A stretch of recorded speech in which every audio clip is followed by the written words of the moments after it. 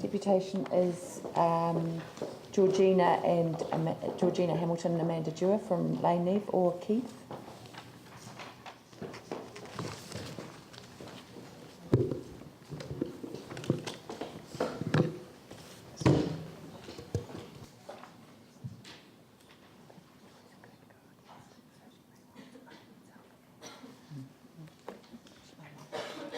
Welcome. I think you probably understand the rules. We're 10 minutes and we're in your hands. So okay.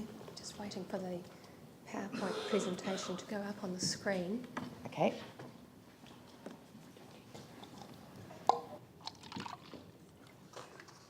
You should have a copy of our PowerPoint presentation in front of you as well. I apologise for the single slides. That was a sleight of my hand on the photocopier this morning. So starting, I'm here with Keith Cowan, who is a car club member and a past president, and we will be presenting to you this morning. Starting with Keith. Okay. The motor racing circuit at Ruapuna has been serving the community for over 50 years. Since 1991, 23 years ago, it had the addition of the volume that was actually being processed through the Wigram airfield circuit as well. So it had activity added to it at that point. The raceway is a raceway, plus you will hear in the next presentation that it also includes a speedway. So there's a speedway and a raceway side by side, comparing to Western Springs, which is a speedway only. The raceway is on council land, council-owned land. It's managed for the city by the car club, and should the car club be unable to manage the raceway events, the property in the raceway reverts to the council. Motorsport is a key part of every community, and over the last 50 years it has grown. It's sort of like ballet or cricket or rugby. It's got a loyal and growing attraction internationally. And the car club professionally manages the 80+ organisations who use the raceway. The raceway also plays a huge role in community safety, and that includes city council staff, learning driving schools, police, fire brigade, truck drivers, etc. The raceway asset is entirely self-funded. It receives no community or council grants. Its replacement cost is over $20 million, and surrounding the raceway is a very strong business community supporting motor racing activities. That activity brings in over $25 million of economic benefit to Christchurch City.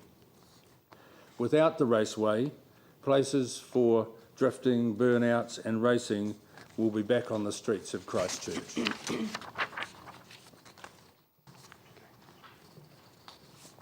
And Ruapuna has been there as a circuit since 1963. We had our anniversary last year, 50th. There's been consistent development at the circuit over that period, and probably more since Wigram Airfield circuit closed. And the club has managed the raceway probably better in the last 25 years than it did in the first 25 years, where it was absolute open slather out there. Anybody could go out at any time. In terms of economic benefit, the column on the right has been, the figures have been put together based around FIA and Motorsport New Zealand calculations, together with a formula that I understand was acceptable to the City Council about 2 years ago. On the other side, it is Canterbury Car Club research, and in terms of the national racing support, that's Christchurch competitors competing nationally, international Christchurch competitors competing internationally. Car restorations, we have a number of restoration businesses here earning a lot of money from restoring racing cars for international clients, and there's a lot of engine developments going on with places like Telford and Link. In terms of safety training, we run a number of safety programs out there. We've got Dan, the motorcycle man, and Don Alvey, etc. And there's a crash barrier testing facility out there. Last week we also had Nigel Latter out filming a video for kids in terms of driver safety. Ruapuna is a city asset, totally financed by its users. It's a responsible city citizen. When the city was looking for somewhere to put street kids that were doing burnouts, a burnout pad was put at Ruapuna. When the city was looking at the problems of drifting, the car club introduced drifting as a faction of the sport out at Ruapuna. So we have been responsible in trying to assist the city as it's a community facility. We have not just motor racing out at Ruapuna as well. And it's just a snapshot of some of the clubs that are involved in there. On the media front, you can read the press every week and see the dozens of items on Canterbury car race drivers who have done their initiation at Ruapuna and are enjoying international success. Motorsport does keep Christchurch on the international media map.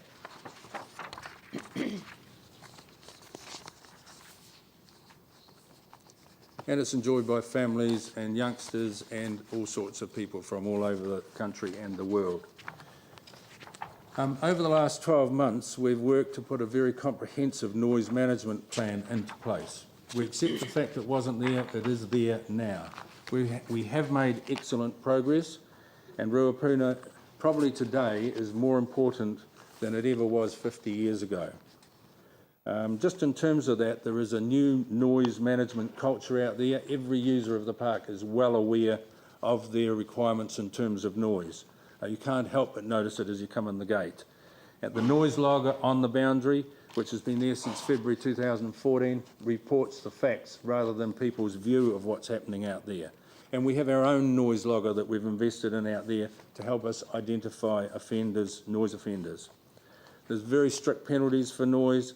There's an open line for residents, and in the last 12 months, we have had only 3 complaints of noise to the car club. I'm not sure how many the City Council staff have had.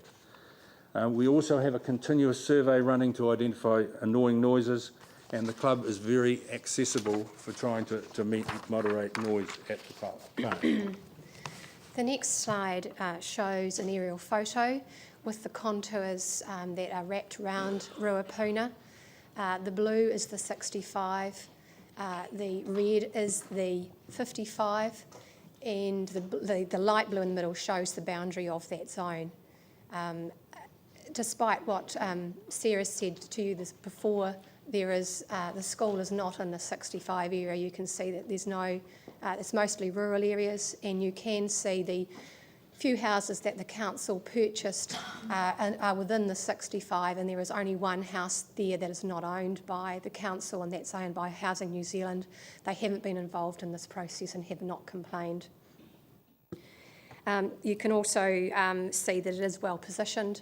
To the left of there, you can see the old Templeton Hospital, which is now to be zoned for a sort of a high-tech industrial zone, and then of course the prison to the top of it, and they don't tend to complain. In terms of the Plan Change 52 process, the car club worked with the council during that process. It supported it through the process, and it relied on the council noise data and assessments. The council's decision via a commissioner imposed some additional constraints, and I note that the weekday activity was not questioned or further constrained. The additional constraints were unworkable for the car club and the speedway. It effectively meant the speedway couldn't operate anymore because of that, what was called a double day event. And so the car club felt it had to appeal, and it appealed in a way that included the speedway, which of course, as you've heard, was not, well, we will hear, it was not a submitter. So in the car club's appeal, we added the issue that the speedway had to enable them to be involved in this process as well.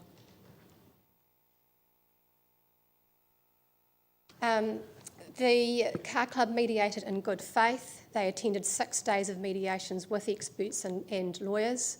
They attended on their own 7 working group sessions with their acoustic engineer. During that time period, a noise logger was installed by the council, and at that stage it was found on that analysis that the current weekday activities couldn't comply with the standards in PC 52. And the advice for the car club by its acoustic engineer was that would mean an additional day of activity during the week would be lost. Now, this matter was immediately raised with the council staff, and we asked at that stage that PC 52 be withdrawn. But we agreed in the end to carry on with mediation to see whether or not that issue could be mediated, as well as all the other issues associated with the 2 appeals. The car club genuinely tried to resolve the appeals, and everyone made significant concessions, including quieter pleas and the other parties, and no one's arguing about that. And we did think at the end of those 6 long days that we had cracked it, that it had been concluded. However, in our view, quieter pleas reneged on the agreement. So following the conclusion of the mediation, when the provisions were being drafted and sorted out, quieter pleas sought further reduced hours. Now, we were always very clear in the mediation that it was a package deal because we were playing with a lot of provisions. I'm not going to talk about the details of... I can't actually see the time. That's my difficulty. Yeah, thank you. Yeah. So, just moving on. So, on that second to last slide, I have just pointed out that in my submission and in the car club's view, it is the most sensible approach is to withdraw the plan change. There's no consensus between the parties. The Section 293 process is very uncertain. It is likely to be publicly notified anyway, given the provisions that quieter pleas want to put in place. Phase 2 of the replacement plan is happening in any event. The drafting is mostly complete, and it will also allow further monitoring to take place over the summer months now that that logger is in place. And I've given you, you should have in your package, a letter from the car club via us giving some undertakings, and they are in particular that they'll continue to operate within the mediated agreement, except with our existing bookings. And then finally, it is disappointed to be in this position, doesn't want to be here. Further constraints would have serious financial consequences. It considers it has a duty to protect this facility, to ensure its continued financial independence for the good of the entire community. Thank you very much. Thank you. Sadly, you haven't left time for questions because I'm sure there would have been some. I certainly had some, but I won't take them. There is, so thank you. We're well over the 10 minutes. Thank you for that. The next deputation by appointment is Andrew Schulte.